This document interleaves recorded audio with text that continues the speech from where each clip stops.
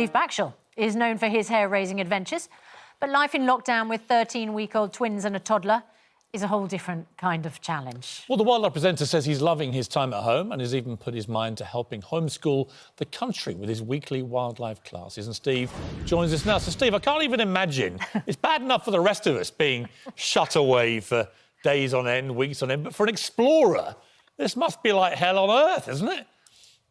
Well, no, I mean, I am having a unique opportunity to spend time with my babies, as Susanna said. And I think that Helen, my wife, would be going insane if she was trying to have to do it on her own.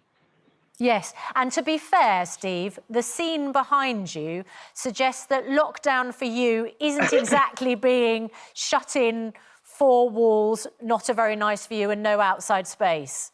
It's not. No, we live on the river, so I'm very much using that to my advantage in my homeschooling, which, as you say, I'm doing weekly.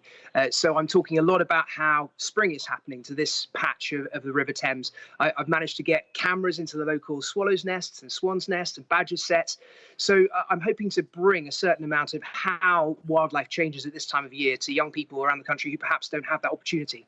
You must appreciate, Steve, you know, the advantages that you have compared to many people, of course, for whom lockdown, you know, is really being in a very small space. You know, there was a point at which we wondered whether parks and commons might be shut off. And, you know, for some people who don't have a garden, who don't have even a balcony or a patio with children to go out onto, that would have been a nightmare. It's so difficult because, you know, I know that nature is a panacea for so many people, and being outside and having exercise are things that we all need, and we all need particularly at a time when, you know, having our immune systems compromised would be the worst thing possible. So yeah, it's incredibly important that we have and maintain that access to outdoor spaces if possible. You also, Steve, you also have an insight, don't you, into what the NHS is going through, because the whole point of stay at home is to protect the NHS. Because you have a number of family members who are working right on the front line of this crisis. I do, yes. So both Helen's brother and sister are both working in ICU, and my sister is a sister. She works, she is the oncology lead at Amazing Stoke Hospital for the community care nursing section. And her team are doing an incredible job working with young people who have cancer. In fact, right now, she is giving chemotherapy to a youngster. It just humbles me every day to think about what they do. And I'm so proud of them. Steve, how do you feel, given that you have such close family members on the front line, when you see that over 100 healthcare and social care workers have now lost their lives fighting COVID-19, and many people think that's linked to a lack of PPE, of the right kit to fight this battle? What do you feel about that? Well, you know, I hear the stories directly from my family of how they're struggling, and you know, my sister is going home like me to young children, so thinking that she has to perhaps make her own PPE. And could well be, you know, anything that she catches could be being taken around the community to other kids who are immunocompromised.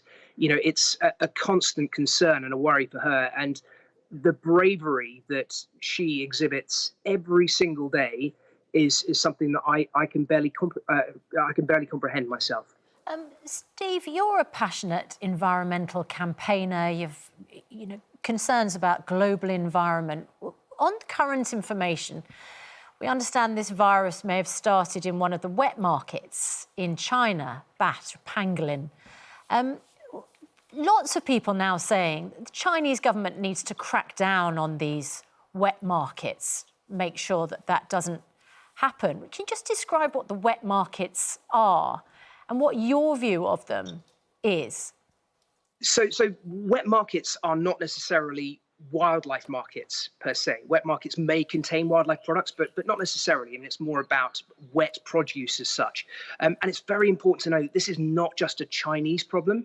You know, the bushmeat trade, the illegal trade in wildlife, is one of the biggest illegal trades in the world after people, guns and drugs. You know, this is a multi-billion-dollar trade across the world.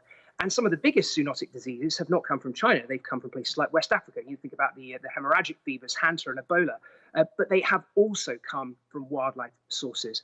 And so surely this has to be a time when now we address the trade in wildlife, because it's not just harming wild animals, it's harming us, and it's harming us in critical ways.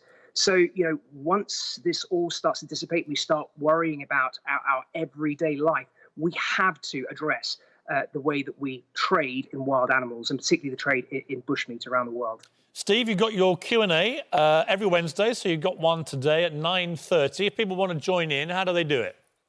If they head to my official YouTube channel or official Facebook site, I'll be on there. I'm also going to be doing live chats on CBBC as well for the next 10 weeks. So anything that you need to know about wildlife, get online. I'll do my very best to answer your questions.